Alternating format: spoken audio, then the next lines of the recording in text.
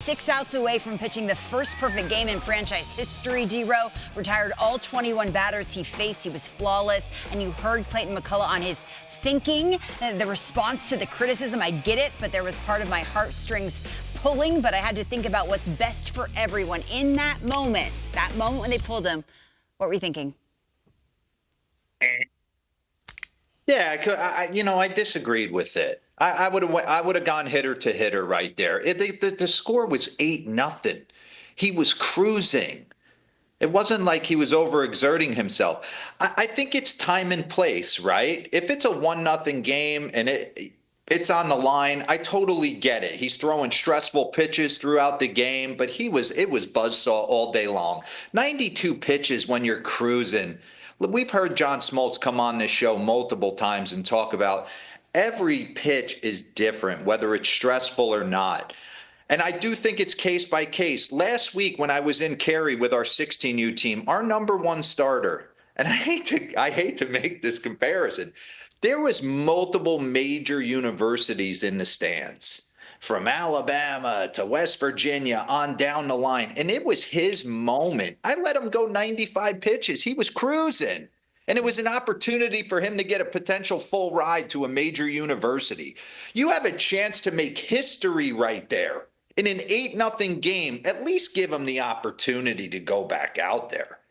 Yeah. So I disagreed with it, but we're not in there. We're not dealing with Peter Bendix and Clayton McCullough. They have been with this guy from jump.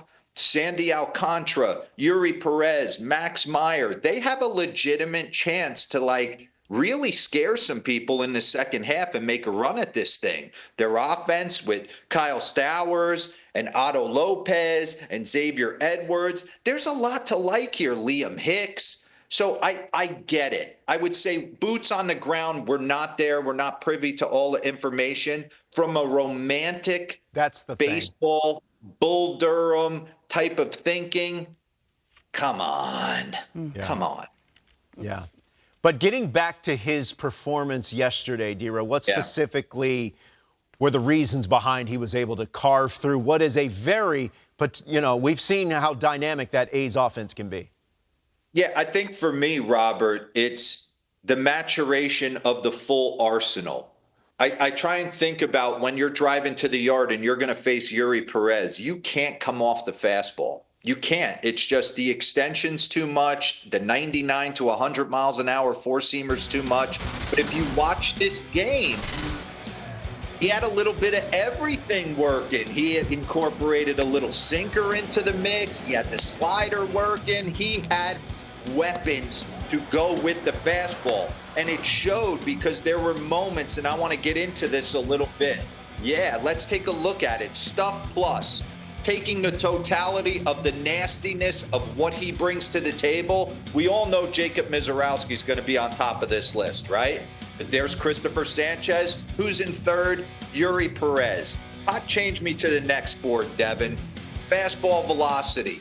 Jacob Mizorowski sitting at 100.4, Bubba Chandler, and then Eury Pérez. When you're north of 97 miles an hour, the opposition cannot come off the heater. You can't. And if you do, and he throws it, you're dead. I'm going to take you into just two quick at-bats. I want to look at a Lawrence Butler AB, and I want to look at a Max Muncy AB in the third. And I'll walk you through this right here. He shows him a little bit of everything. But when he falls behind in the count and he has to execute a pitch, here it is, big boy.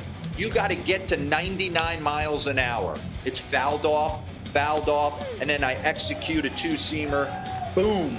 Spotted in black. See you later right there for Lawrence Butler. Here is what I'm talking about when you have an opportunity to come off the fastball. Max Muncy's going to get in a 2-2 count right here. He's going to pull a heater, and he's going to think maybe he goes slider down and away, and he's late. You can see it. He's late to pull the trigger right there.